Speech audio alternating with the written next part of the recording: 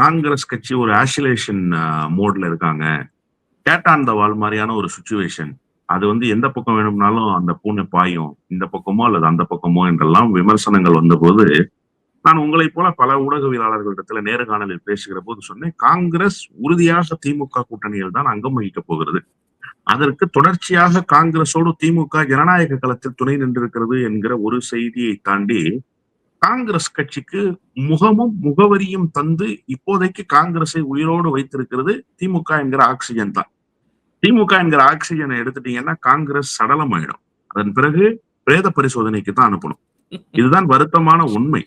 அப்போ ஆக்ஸிஜனை இழந்து விட்டு சடலமாவதற்கு யாராவது தயாராவார்களா அப்படின்னு கேட்டா, நாடாளுமன்ற உறுப்பினர்கள் தயாராகிறாங்க. ஏன்னா சட்டமன்ற தேர்தலில் அவங்க போட்டியிட போறதில்ல.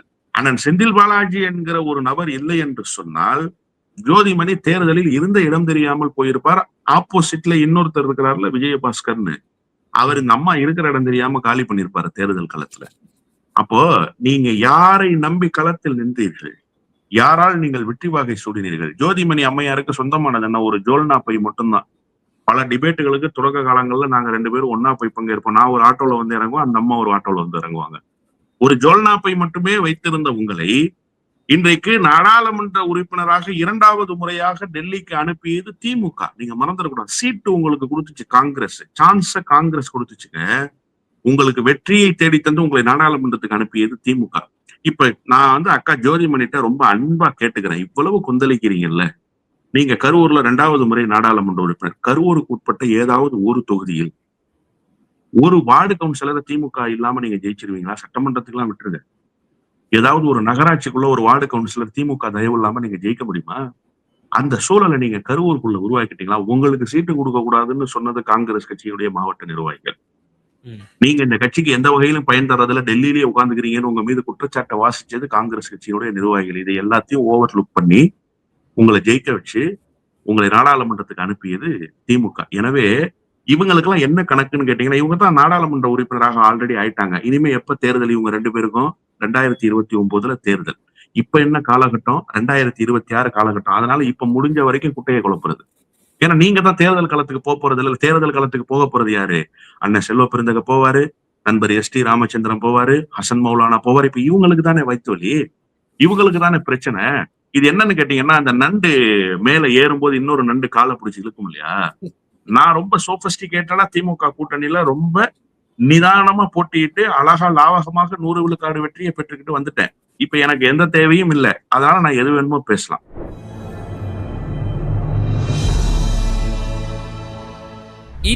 நேயர்களுக்கு அன்பு வணக்கம். இன்றைய சிறப்பு நேர்காணலில் நம்மோடு இணைந்திருக்கும் சிறப்பு விருந்தினர் திராவிட வெற்றி கழகத்தினுடைய முதன்மை செயலாளர் மரியாதைக்குரிய வல்லம் பஷீர் சார். சார் வணக்கம்.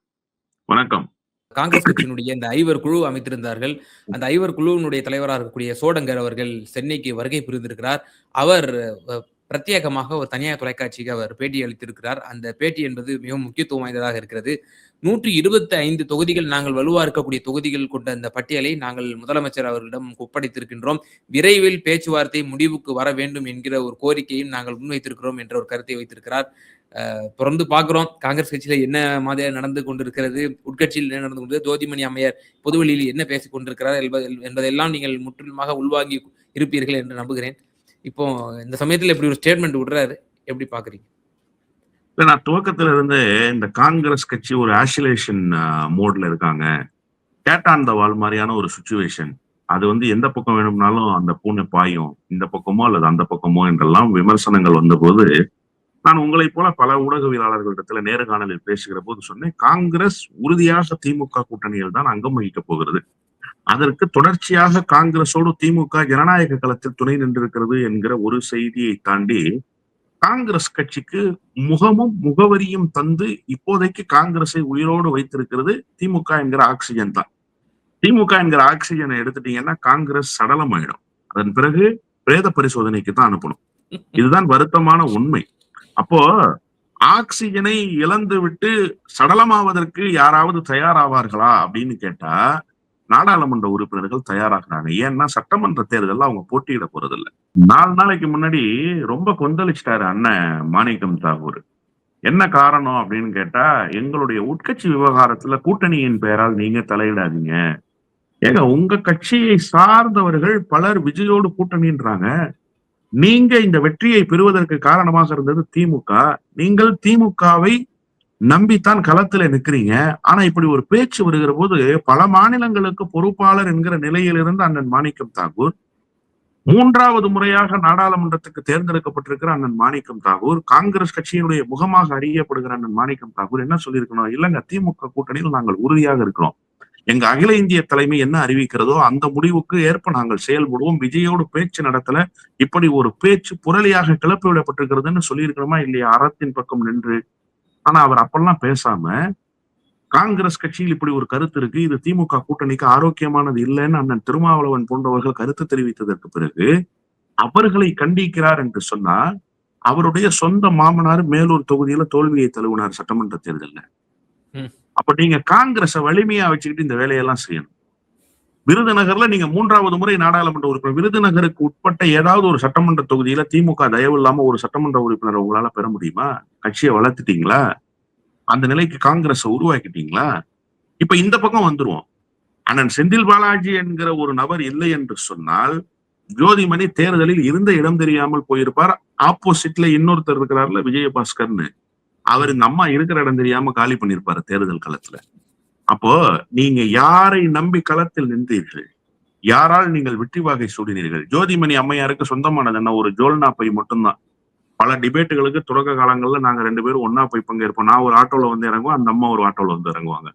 ஒரு ஜோல்னா பை மட்டுமே வைத்திருந்த உங்களை இன்றைக்கு நாடாளுமன்ற உறுப்பினராக 2வது முறையாக டெல்லிக்கு அனுப்பியது திமுக. நீங்க மறந்துடக்கூடாது. சீட்டு உங்களுக்கு கொடுத்துச்சு காங்கிரஸ். சான்ஸ காங்கிரஸ் கொடுத்துச்சுங்க.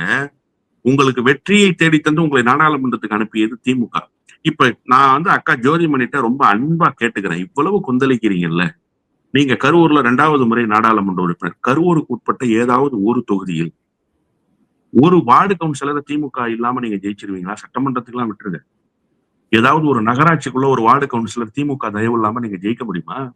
அந்த சூழலை நீங்க கரூருக்குள்ள உருவாக்கிட்டீங்களா? உங்களுக்கு சீட்டு கொடுக்க கூடாதுன்னு சொன்னது காங்கிரஸ் கட்சியுடைய மாவட்ட நிர்வாகிகள். ம். நீங்க இந்த கட்சிக்கு எந்த வகையிலும் பயன் தரதுல டெல்லியிலேயே உட்கார்ந்துக்கிறீங்கன்னு உங்க மீது குற்றச்சாட்டை வாசிச்சது காங்கிரஸ் கட்சியினுடைய நிர்வாகிகள். இதை எல்லாத்தையும் ஓவர் லுக் பண்ணி உங்களை ஜெயிக்க வச்சு உங்களை நாடாளுமன்றத்துக்கு அனுப்பியது திமுக. எனவே இவங்களுக்கெல்லாம் என்ன கணக்குன்னு கேட்டீங்கன்னா, இவங்க தான் நாடாளுமன்ற உறுப்பினராக ஆல்ரெடி ஆயிட்டாங்க. இனிமே எப்ப தேர்தல் இவங்க 2 பேருக்கும்? 2029ல தேர்தல். இப்ப என்ன காலகட்டம்? 2026 காலகட்டம். அதனால இப்ப முடிஞ்ச வரைக்கும் குட்டையை குழப்புறது. ஏன்னா நீங்க தான் தேர்தல் களத்துக்கு போறது இல்ல. தேர்தல் களத்துக்கு போக போறது யாரு? அண்ணன் செல்வ பெருந்தகை போவாரு, நண்பர் எஸ்.டி. ராமச்சந்திரன் போவாரு, ஹசன் மௌலானா போவாரு. இப்ப இவங்களுக்கு தானே வயித்து வலி, இவங்களுக்கு தானே பிரச்சனை. இது என்னன்னு கேட்டீங்கன்னா, அந்த நண்டு மேல ஏறும்போது இன்னொரு நண்டு காலை பிடிச்சு இழுக்கும் இல்லையா? நான் ரொம்ப சோபஸ்டிகேட்டடா திமுக கூட்டணியில ரொம்ப நிதானமா போட்டியிட்டு அழகா லாவகமாக 100 விழுக்காடு வெற்றியை பெற்றுக்கிட்டு வந்துட்டேன். இப்ப எனக்கு எந்த தேவையும் இல்லை. அதனால நான் எது வேணுமோ பேசலாம். இன்னொரு பக்கம் அண்ணன் திருச்சி வேலுச்சாமி, அவர் காங்கிரஸ்ல இருக்காருன்னு அவர் சொல்லிதான் மத்தவங்களுக்கு தெரியும். ஒரு நாளும் அவர் காங்கிரஸ் கட்சிக்காரர் மாதிரியே பேச மாட்டார். அவர் பழைய ஜனதா ஞாபகத்திலே இருப்பார் இப்பவுமே. அவர் ஜனதாக்காரர் தான் அவரு. பழைய ஜனதா ஞாபகத்திலே இருப்பாரு. கொஞ்சம் இந்த பக்கம் பாத்தீங்கன்னா அவருடைய பேச்சு எல்லாமே அக்ரெசிவா பேசுற தமிழருவி மணியன் மாதிரியே இருக்கும். தமிழருவி மணியன் ஒரு ஃபார்மட் வச்சிருப்பாரு. அந்த ஃபார்மட்டை கொஞ்சம் அக்ரெசிவா பேசினா எப்படி இருக்குமோ அந்த மாதிரியான ஃபார்மட்ல இவர் பேசிட்டு இருப்பார். ஆக இவர்கள் எல்லோருக்கும் சட்டமன்ற தேர்தலில் பிரதிநிதித்துவம் பெற வேண்டும், காங்கிரஸ் வெற்றி பெற வேண்டும் என்கிற நோக்கம் இல்லை. ஆனால் அகில இந்திய தலைமைக்கு அந்த நோக்கம் இருக்கும். இங்க இருக்கக்கூடிய தமிழ்நாடு காங்கிரஸ் கமிட்டி தலைவருக்கு அந்த நோக்கம் இருக்கும். இப்ப கூட தொடங்கர் ரொம்ப அழகா கேட்டாரு கிரீஷ் தொடங்கர். நாங்க எப்பவாவது திமுக கூட்டணில இருந்து வெளியில வந்துட்டோம்னு சொன்னோமான்னு கேட்டார். இன்னைக்கு கேட்டார் பத்திரிகையாளர் சந்திப்புல காலையில. நாங்க எப்பவாவது சொன்னோமா? Still we are in alliance. இனிமேலும் நாங்கள் அங்கேதான் இருப்போம். அதுல ஒண்ணும் மாறுபட்ட கருத்து இல்லைன்னா இதுதான் சார் அகில இந்திய காங்கிரஸ் கமிட்டியினுடைய ஸ்டாண்டு, தமிழ்நாடு காங்கிரஸ் கமிட்டியினுடைய ஸ்டாண்டு. அதுல ஒண்ணும் மாறுபட்ட கருத்துக்கு இடமே கிடையாது. இப்ப சில பேர் சொல்றாங்கல்ல, என்ன 123 தொகுதியை கேட்கிறாங்க காங்கிரஸ். அது புரிதல் கோளாறு. 123 தொகுதியை காங்கிரஸ் கேட்காது. அது காங்கிரஸுக்கே தெரியும். 123 தொகுதிகளினுடைய பட்டியலை கொடுத்து இதுல எங்களுக்கு இடம் ஒதுக்குங்கன்னு கேட்பாங்க. இது எல்லா கட்சியும் செய்யறதுதான்.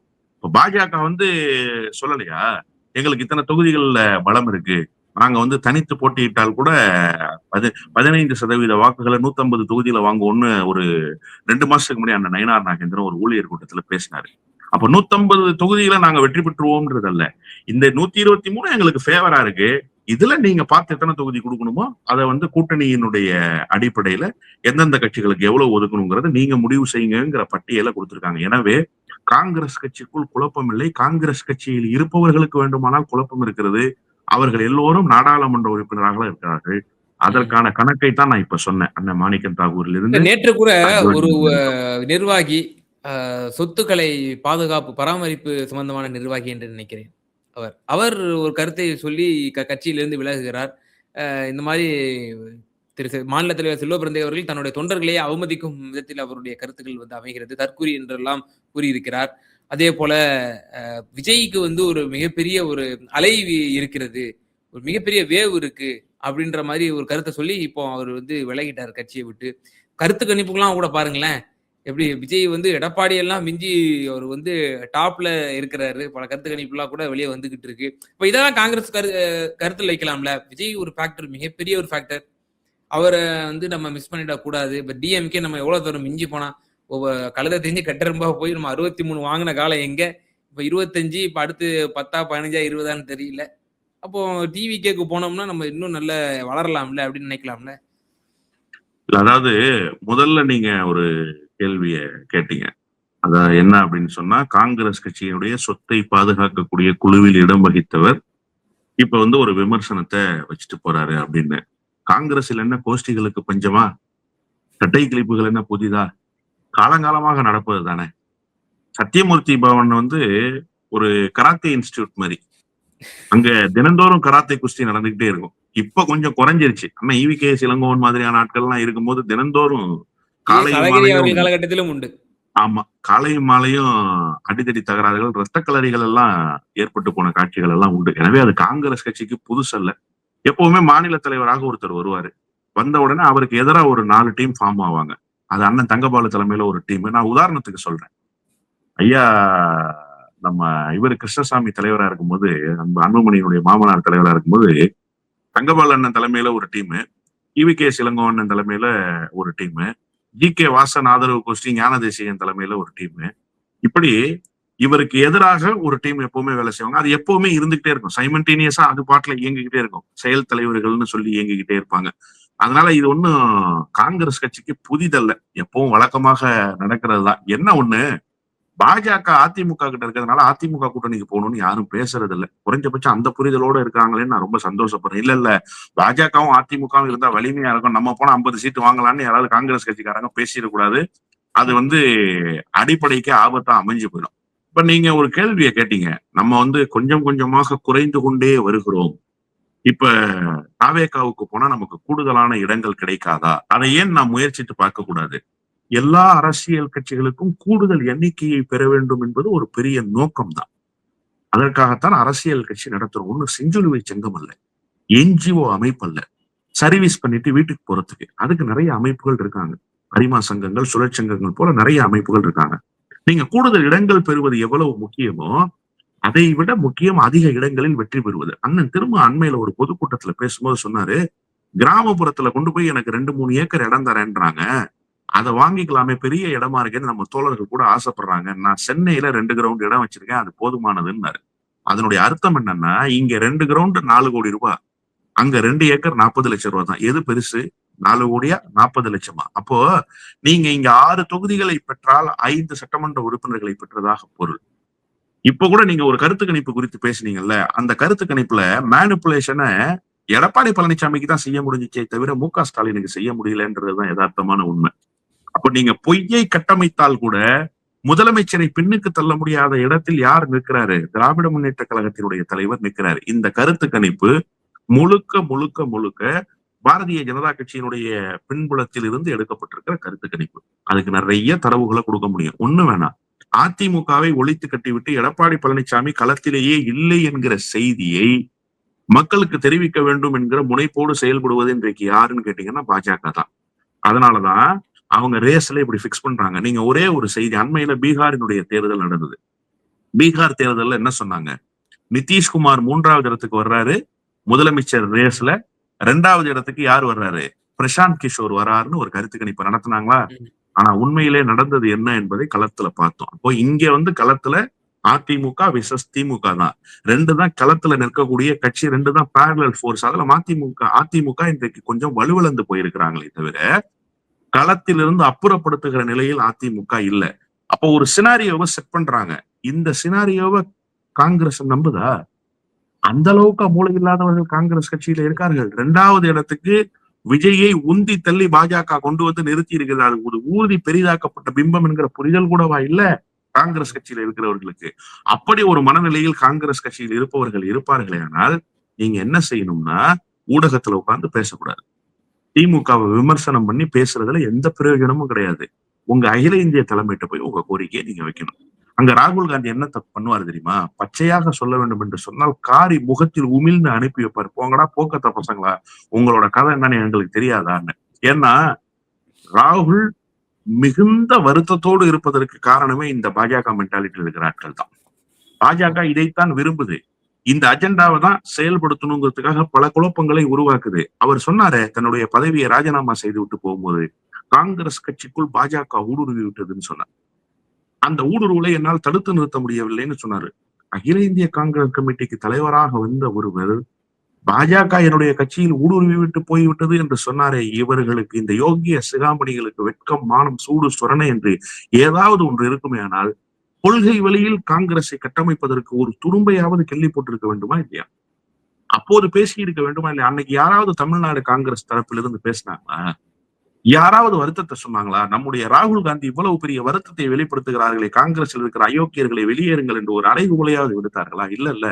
அப்ப இவங்களுக்கு நோக்கம் காங்கிரஸ் கட்சியை வளர்ப்பதல்ல, காங்கிரஸ் கட்சியை பயன்படுத்தி கொண்டு குட்டையை குழப்புவதுதான். ஆனால் அகில இந்திய தலைமை மிக மிக தெளிவோடு இருக்கிறதுங்கிறது தான் இன்னைக்கு சோடங்கரினுடைய பேச்சை உணர்த்தி இருக்கு. நான் தொடக்கத்துல இருந்து ஒரு விஷயம் சொல்றேன். மல்லிகார்ஜுன கார்கேவினுடைய கருத்து என்னவோ அதுதான் காங்கிரஸ் கட்சியினுடைய கருத்து. ராகுல் தான் காங்கிரஸ் கட்சியினுடைய முகம். அவருடைய கருத்து என்னவோ அதுதான் காங்கிரஸ் கட்சியினுடைய கருத்து. காங்கிரஸ் சோடங்கர் தலைமையில் ஒரு குழுவை நியமித்து அந்த குழு இங்க இருக்கக்கூடிய அண்ணன் செல்வ பெருந்தகையினுடைய வழிகாட்டுதலின்படி பேச்சுவார்த்தைகளுக்கான பணிகளில் பூர்வாங்க பணிகளில் ஈடுபட்டதற்கு பிறகு இவர்களுடைய கருத்து தான் அதிகாரப்பூர்வ கருத்தாக இருக்குமே தவிர கதறி சொக்காய்கள் வேலை இல்லாமல் எங்காவது ஒரு இடத்தில் உளறி கொண்டிருப்பார்களே, ஆனால் அதெல்லாம் காங்கிரஸ் கட்சியினுடைய கருத்து இல்லை. ஏன்னா ராகுல் காந்திக்கு நல்லா தெரியும், காங்கிரஸ்ல இருந்து எவனும் வந்து ராகுல் காந்திய நீங்கள் தான் பிரதமர் என்று சொல்லவில்லை. நாராயணசாமி புதுச்சேரியினுடைய முதலமைச்சர், பினராயி விஜயன் கேரள மாநிலத்தினுடைய முதலமைச்சர், இவர்கள் எல்லோரையும் வைத்துக் கொண்டு அன்றைக்கு முதலமைச்சராக இல்லாத எதிர்க்கட்சி தலைவர், திராவிட முன்னேற்ற கழகத்தினுடைய தலைவர் 2019ஆம் ஆண்டு முதலில் அகில இந்தியாவில் காங்கிரஸே செய்ய துணியாததை செய்து காட்டினார். அவர்தான் சொன்னார் எங்களுடைய பிரதமர் வேட்பாளர் ராகுல் காந்தி என்று சொன்னார். காங்கிரஸே டிக்ளேர் பண்ணல. இது ராகுல் காந்திக்கு தெரியாதா? காங்கிரஸே சொல்லாத தன்னை பிரதமர் நாற்காலிக்கு முன்மொழிந்த பெருமை யாருக்கு? இங்க இருக்கக்கூடிய திமுக தலைவருக்குத்தான் உண்டு என்பதை ராகுல் உணர்ந்திருக்கிறார். காங்கிரஸ் கட்சியை ஆத்மார்த்தமாக நேசிப்பவர்களுக்கு தெரியும் திமுக எந்த அளவுக்கு உறுதியோடு இருக்குன்னு. நான் கேட்கிறேன், ஒரே ஒரு செய்தி நிறைவாக சொல்லி முடிப்போம். உங்களுக்கு இத்தனை நாடாளுமன்ற உறுப்பினர்களுடைய பிரதிநிதித்துவத்தை தர வேண்டும் என்கிற கட்டாயம் எங்கிருந்து திமுகவுக்கு வருது? என்ன தேவை இருக்கு? 5 சீட்டு கொடுக்குறோம் உங்களுக்கு, நீங்க நின்னுக்கங்கன்னு சொன்னா என்ன செய்வீங்க? ஆனால் அகில இந்தியாவில் நீங்கள் தான் பாஜகவை எதிர்ப்பதற்கு ஒரு பேரலல் போர்ஸா ரன் பண்ண முடியும்னு முதலமைச்சர் நம்புறாரு. நாம் இங்க எப்படி பேரண்ட் ஸ்ட்ரக்சரா இருக்குமோ, தாய் கழகமாக இருக்குமோ, பாசிசத்தை எதிர்ப்பதற்கு களம் அமைக்கிற வியூகம் அமைக்கிற கட்சியாக இருக்கிறோமோ, அது மாதிரி அங்க பாஜகவுக்கு பேரலல் போர்ஸ்னா அது காங்கிரஸ் தான். அது வீக் ஆயிடக்கூடாது, அந்த கட்சி பலமாக இருக்க வேண்டும் என்று கருதி தாயுள்ளத்தோடு காங்கிரஸ் கட்சியை தொடர்ந்து வெற்றி பெற வைக்கிற முதலமைச்சரை விமர்சிக்கிற காங்கிரஸ்காரன் உண்மையான காங்கிரஸ்காரனா என்று யோசித்து பார்க்க வேண்டும். சார், ரொம்ப நன்றி உங்களோட நேரத்தை பயந்து வைக்க. நன்றி.